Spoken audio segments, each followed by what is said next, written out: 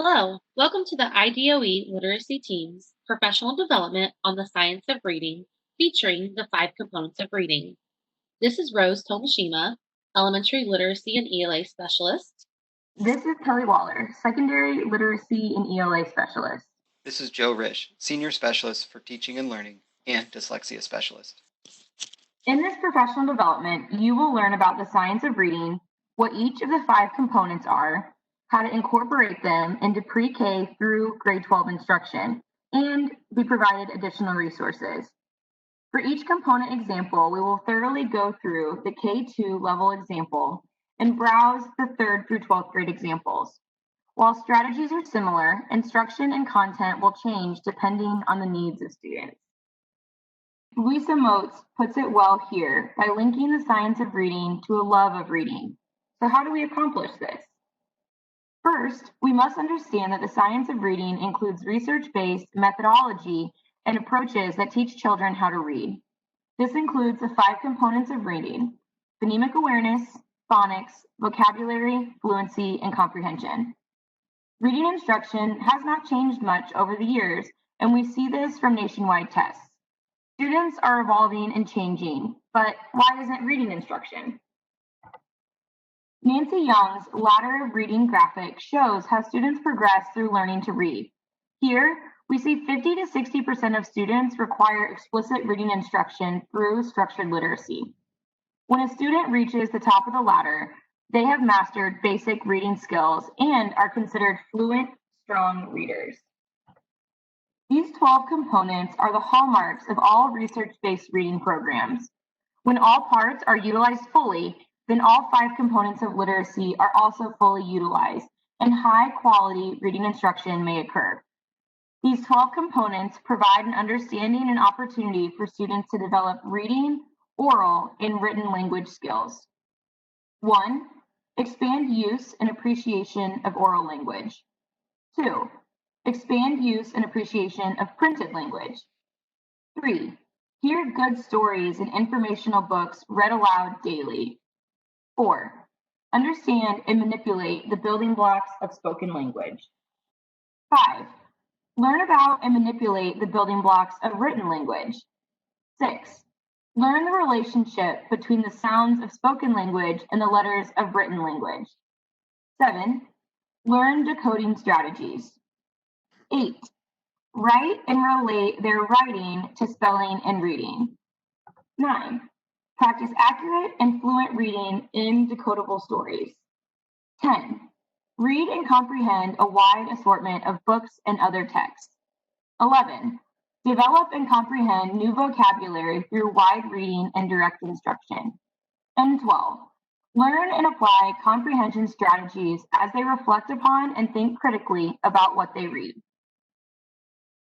In 1997, at the request of the U.S. Congress, through the National Institute for Child Health and Human Development, the National Reading Panel was assembled to assess the effectiveness of different instructional approaches for teaching reading in the early grades.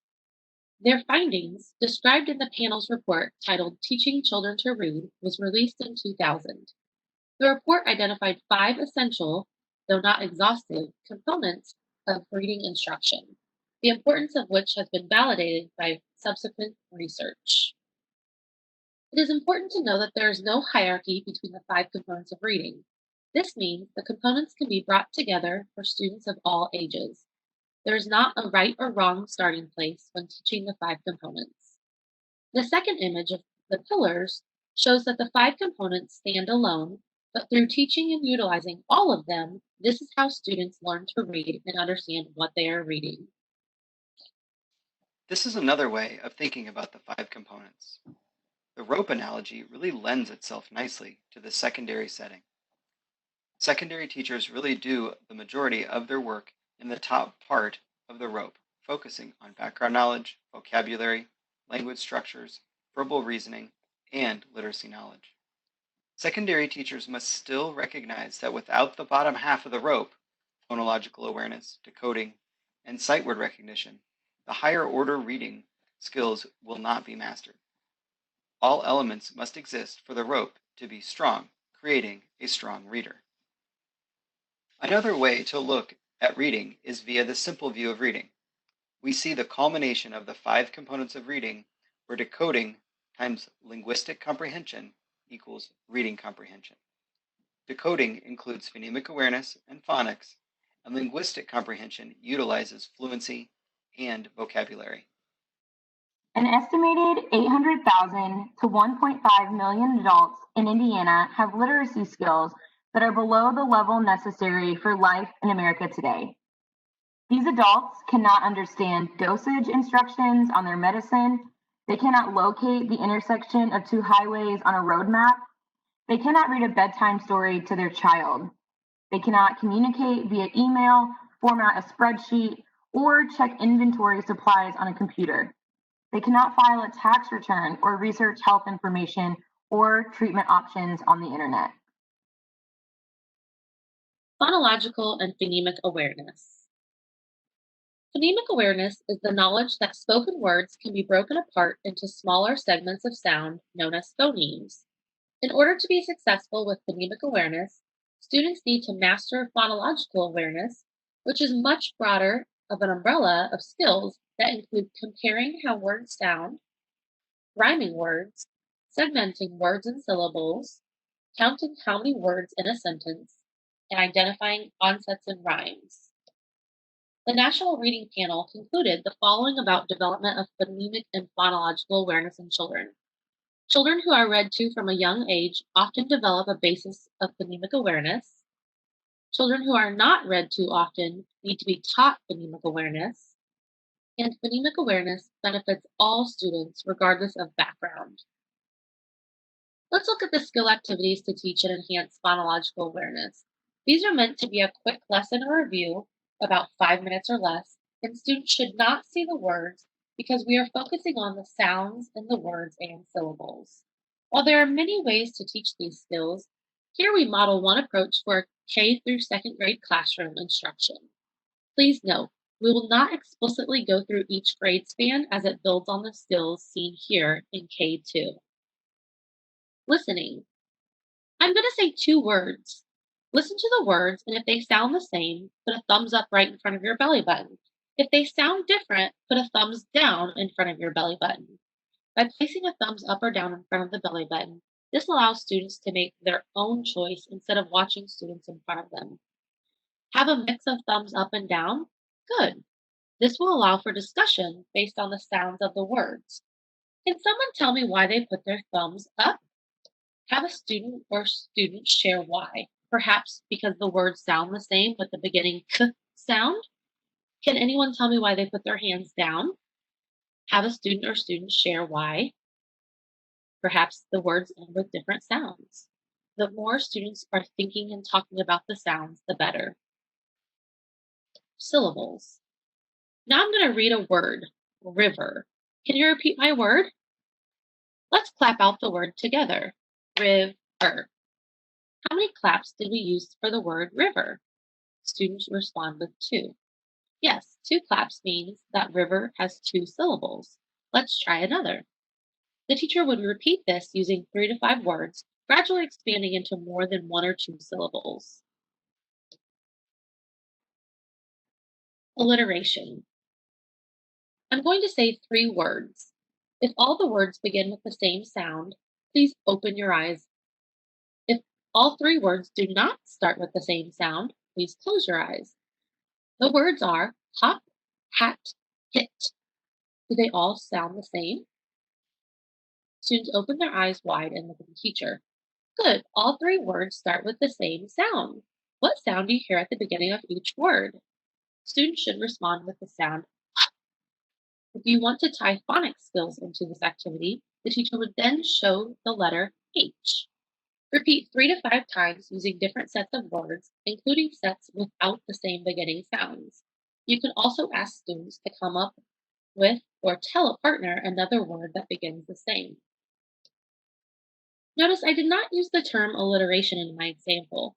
You may include or reference this if you wish. You could say something like, yes, all of these words begin with the same sound, so it's an alliteration.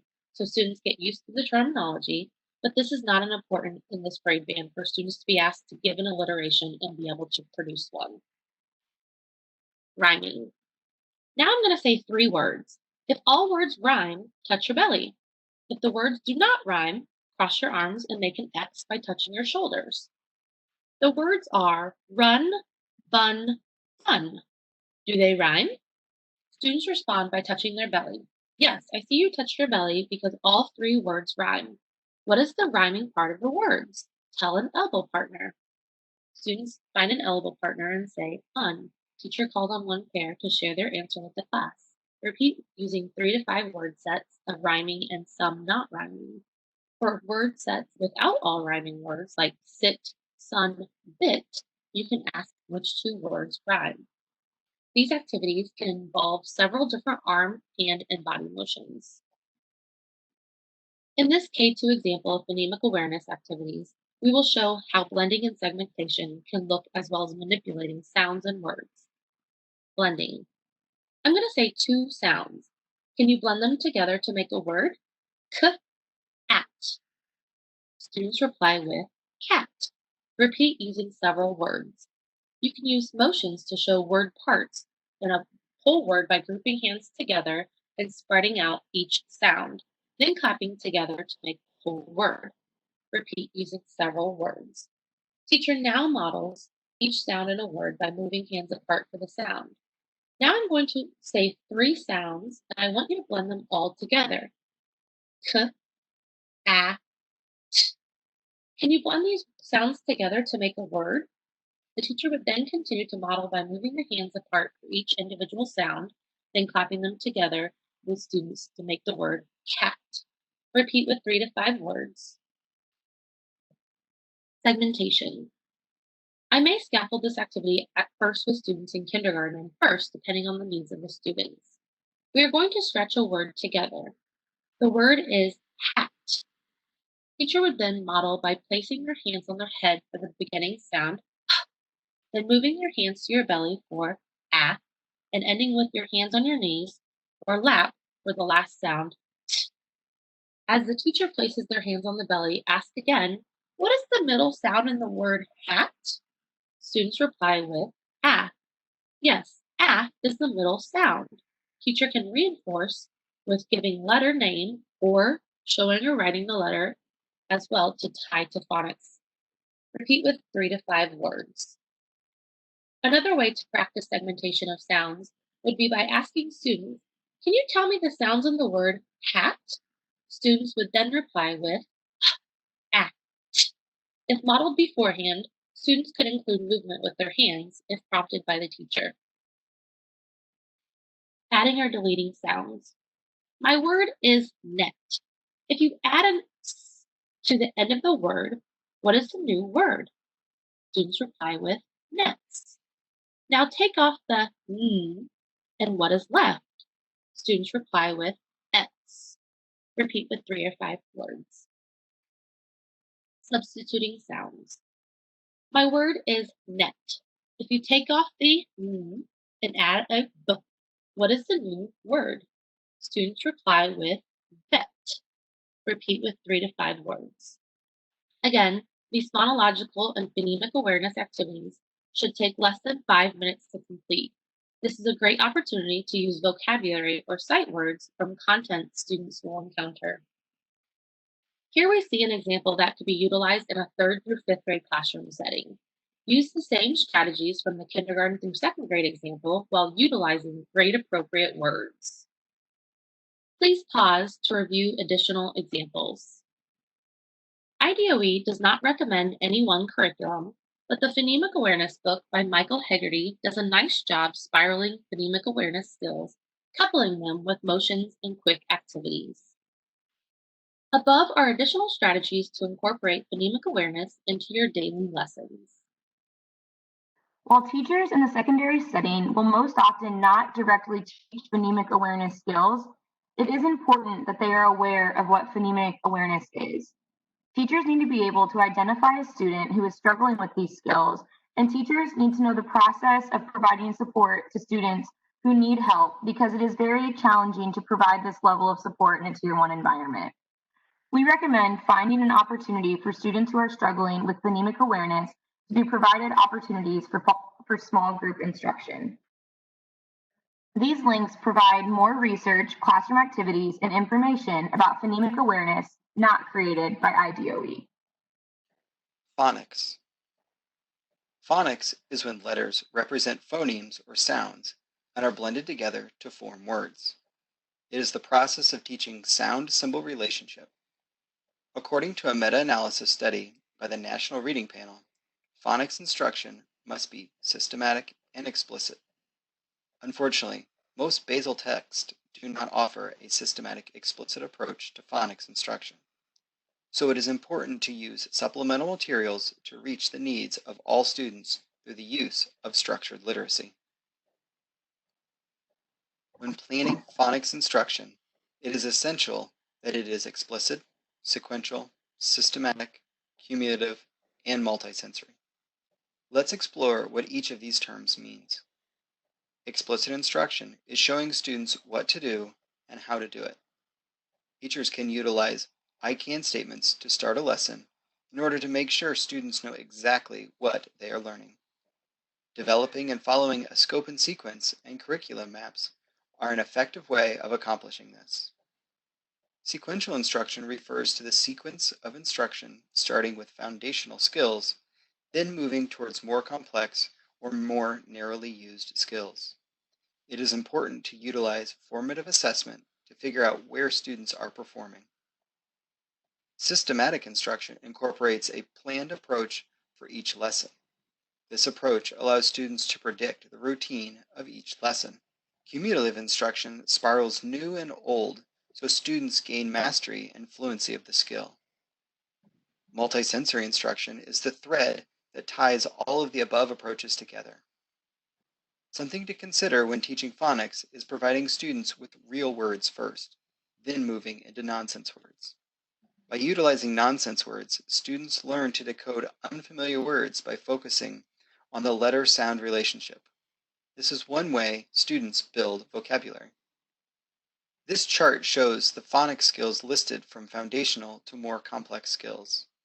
Activities, both in person and digitally, that engage progressive activities, both in person and digitally, that enhance this progression may include saying a letter and having students respond by giving a sound, or vice versa.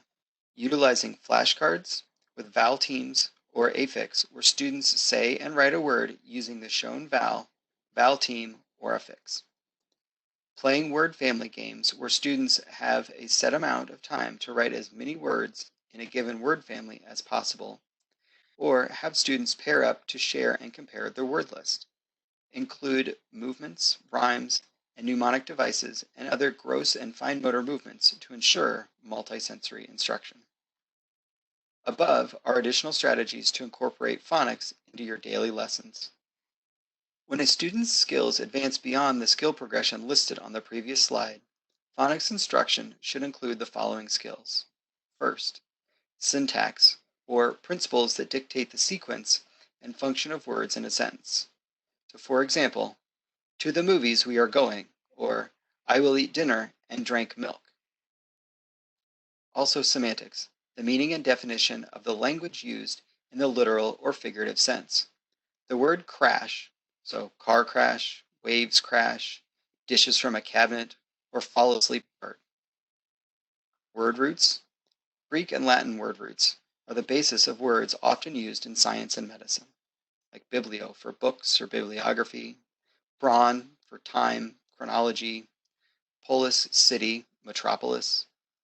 Finally, pronunciation, the culmination of skills which helps with reading aloud and having a conversation in different contexts. The same guidance goes for phonics instruction in the secondary setting. Teachers need to be able to identify when a student is struggling with this foundational skill. Schools need to have a process in place for these students to receive additional support in small group settings. These links provide more research, classroom activities, and information about phonics. Fluency. Fluency is the ability to read like you speak. This skill is directly related to comprehension. There are three strategies that lead to fluent readers.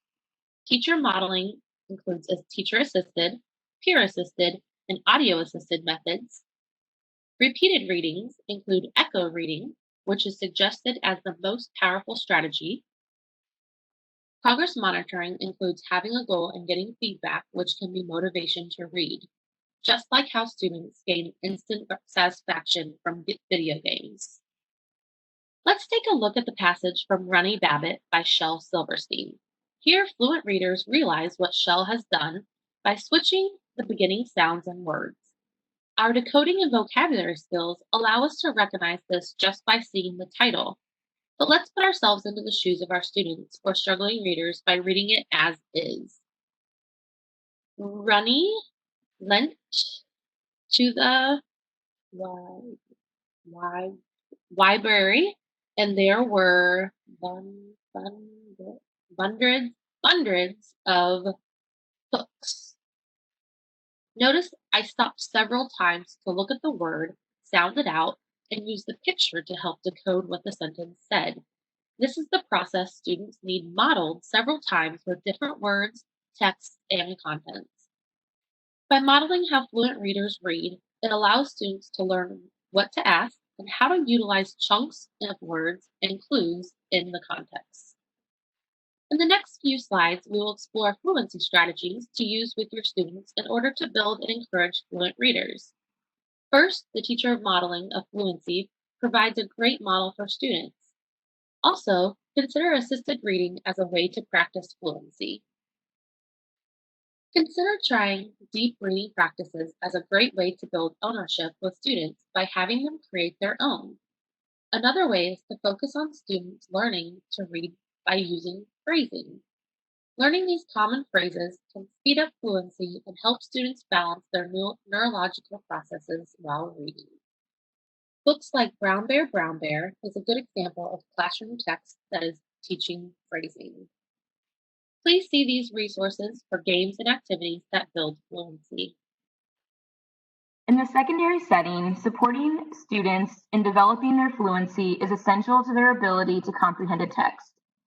Using fluency as a check for comprehension is the strongest indicator you can receive for whether or not a student comprehended a text.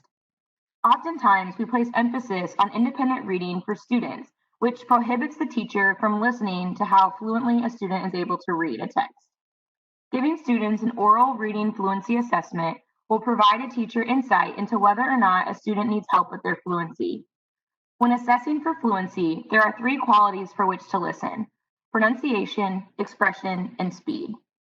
All 3 of these components must be present for a student to truly demonstrate fluency. There are several strategies that can develop student reading fluency. First, even in the secondary setting, teachers need to model what fluent reading looks like. When you distribute a new text to the classroom, whether it's a poem, an article, or novel, read the text aloud with the class when they follow along. When they can hear how you are reading a text, they will then be able to line it up with the written word in front of them. If you are working with a larger piece, try breaking it down or reading the first couple pages with the class so they can hear the tone that you use. This will help them establish a rhythm and tone to model in their own internal dialogue. Students can follow along by listening to the teacher read or by listening to an audio recording. You may also want to encourage the class to read out loud with you. This is more realistic when you are evaluating a poem or a shorter piece of work, but students will develop their fluency when they notice that they are either reading faster or slower than what you are, and they will hear when you use expression and they don't.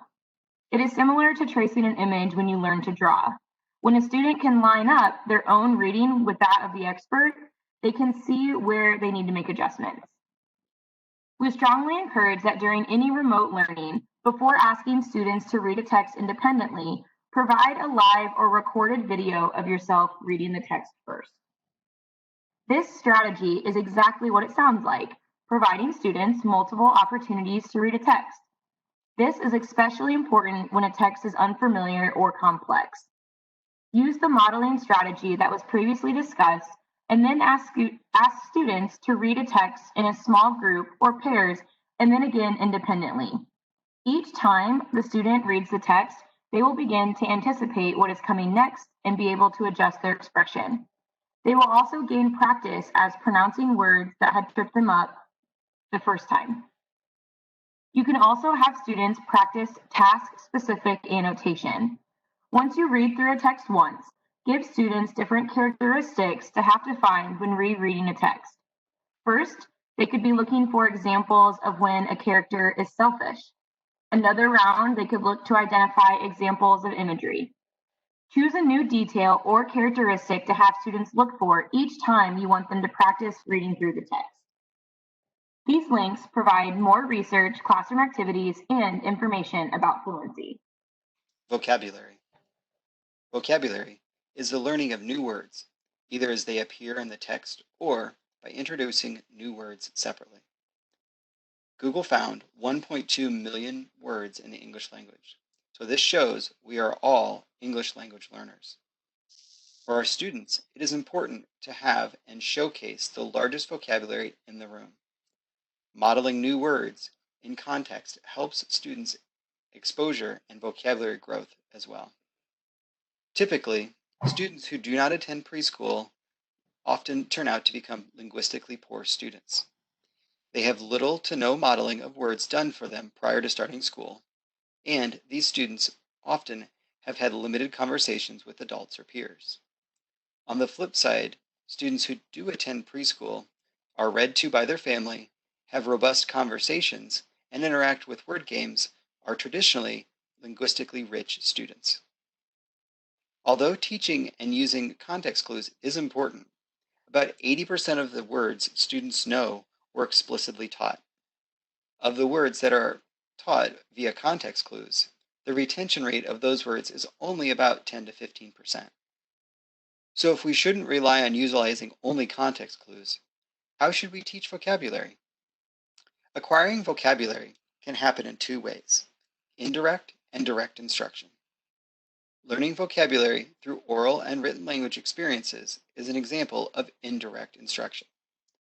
When words and meanings are explicitly taught, this is called direct instruction. These words are often not part of daily conversations, but essential for a student as they progress in their reading. These words should be taught in a context. Writing the word and the definition without a greater understanding does not help students learn. Using advanced phonics skills addressed earlier in this presentation will help students break down words into smaller parts and therefore better understand the definition of the word. Adita Archer suggests using this method of teaching vocabulary directly, where you focus on a limited number, maybe 3 to 5, unknown words from a text that students will frequently encounter. Identifying words is a perfect task for a PLC team to work through. Consider words that have word relatives like invent, inventing, invention, and have more abstract references like horrified. Concrete words like trampoline are easier for students to recognize because they can picture a trampoline if shown a picture of the word or an image. Students show that handwriting words at least 10 times leads to better memory and comprehension as well. So let's look at this list of vocabulary words from the text Enemy Pie by Derek Munson. Choose 3 to 5 words you'd choose for direct instruction. From the last slide, we realize a word like trampoline may need a shorter and less in-depth review, where we show students a picture of a trampoline and act like we're jumping on a trampoline and say the word in a sentence like, I like jumping high on the trampoline. We may reinforce this definition by jumping or tapping out the syllables and saying the parts of the word, trampoline. Other words may need a deeper analysis, like recipe or earthworm. We wouldn't necessarily have chosen them to be part of our selected 3 to 5 words. With a word like earthworm, we will say the word, clap or tap out the syllables, give a sentence example using the word, and discuss the words that make up the word earthworm. Did you know most words added to the English language are compound words? So why aren't we teaching them? Using each of the 3 to 5 words you selected to directly teach, use the following instructional process. First, the teacher will say the word's pronunciation. The word is relieved. Ask students, what word? and have them say the word aloud. If you cannot pronounce the word, you cannot attach meaning to the word. Now tap the word with the students, relieved, and ask to pronounce the word aloud again. See if you can break down the word's prefixes or suffix, and that may help the student better understand the word. You can use teacher modeling and think aloud as you break the word down. Next, introduce the word's meaning. When something that is difficult is over, you feel relieved. So if something that is difficult is over, you would feel blank. Students would respond with relieved. Third, you will illustrate the word with examples. Watch me show relieved. Show me how you would be relieved. The teacher will show relieved by swiping their hand across their forehead while saying, I am relieved.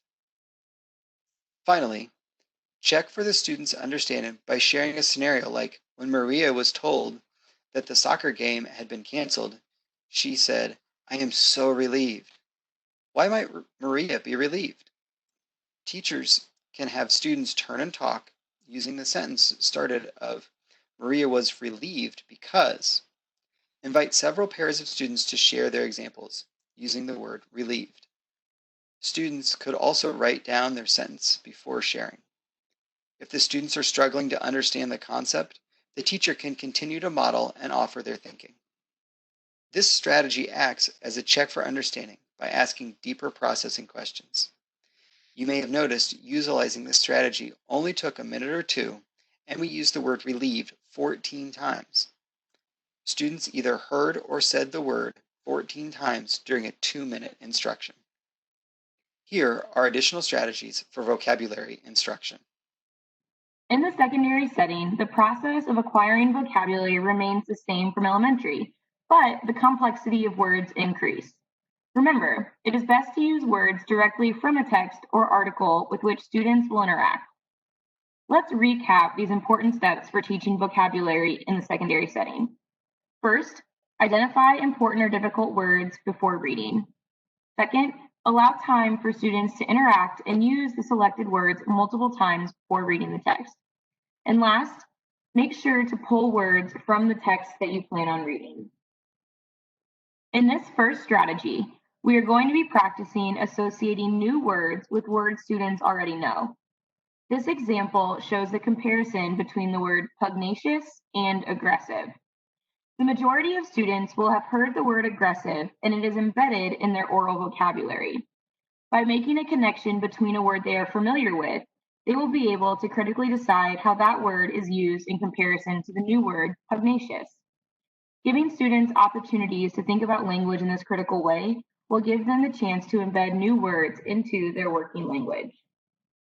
The next vocabulary strategy is using sentence stems to encourage students to use words in different contexts. It's comfortable to keep a word in the context of the reading that's taking place, but by putting a word in different contexts, it allows students to develop a deeper understanding. Here we have examples of using the word pugnacious in the context of a disgruntled teen, one's own self-reflection, and applying it to animal behavior. This third strategy for vocabulary in the secondary setting is showing how to provide opportunities for multiple exposures. This sample is setting up a guided conversation for students to practice using new vocabulary when talking to their peers. Provide students with a scene or a theme and tell them to create a pretend conversation between a group of their peers. You can have students work on this in a group so they can practice their collaboration. Provide students with the new vocabulary words for them to use in their conversation. After you have provided ample time for students to discuss, have groups share out sentences they created utilizing the vocabulary. This allows examples in multiple contexts and for students to hear and say the word repeated multiple times. These links provide more research, classroom activities, and information about vocabulary. Comprehension. For the final component, we will explore what comprehension is and instructional strategies. When you extract meaning from what you read, you are comprehending what you read. We will quickly explore each strategy listed and how to utilize it with students.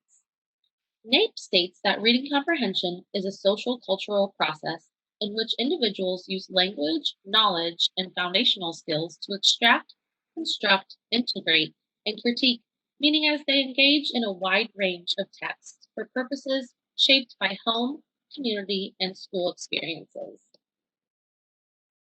Using prior knowledge. Students are coming to us with a variety of previous experiences.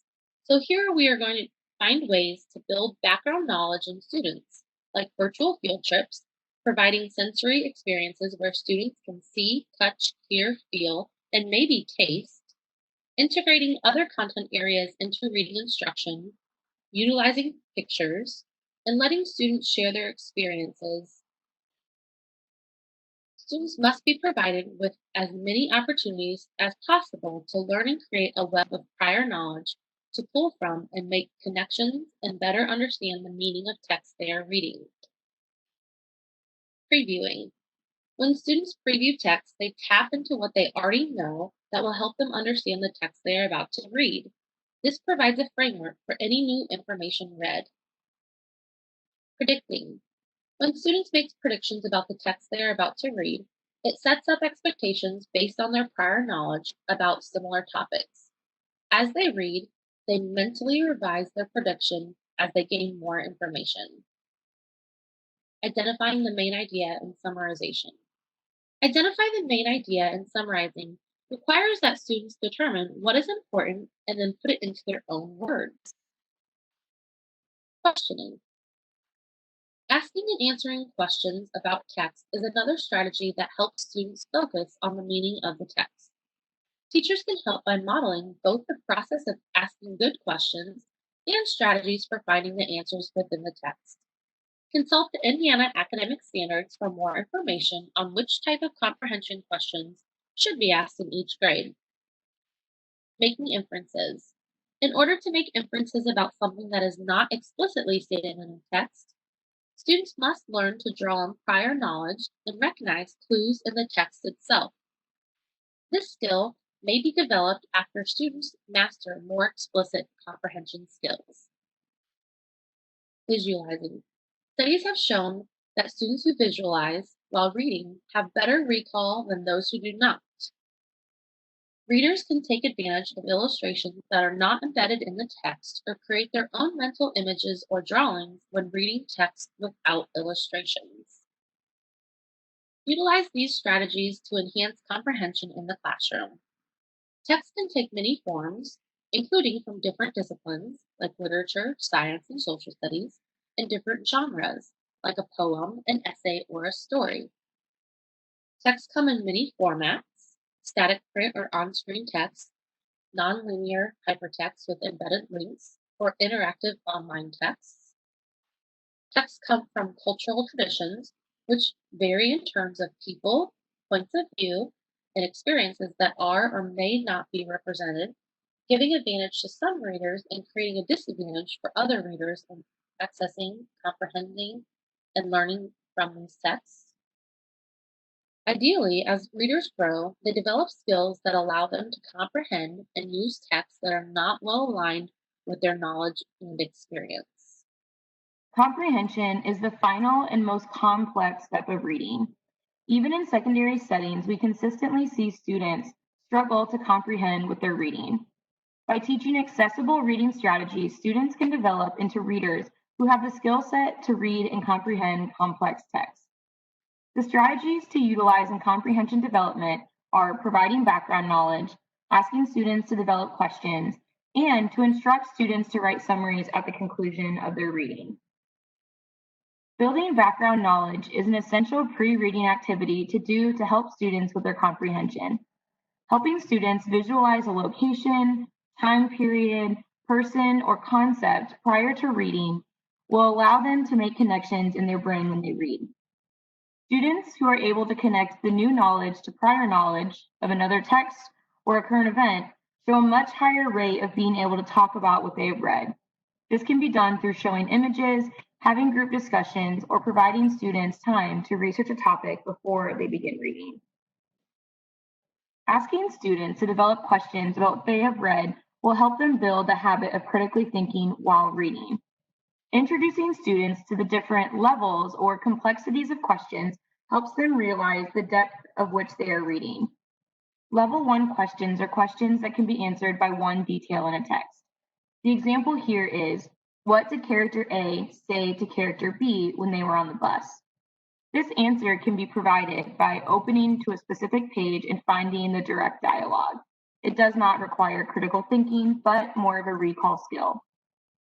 Level 2 questions require the skill of synthesizing multiple details from a text to form an informed response. The example here is, what are the factors that lead to the argument between character A and character B? A student would have to look for multiple moments in a text to determine an accurate answer. Lastly, level 3 questions cannot be answered directly from a text, but more from a person's own beliefs or experiences. The text can act as a supporting detail to the answer.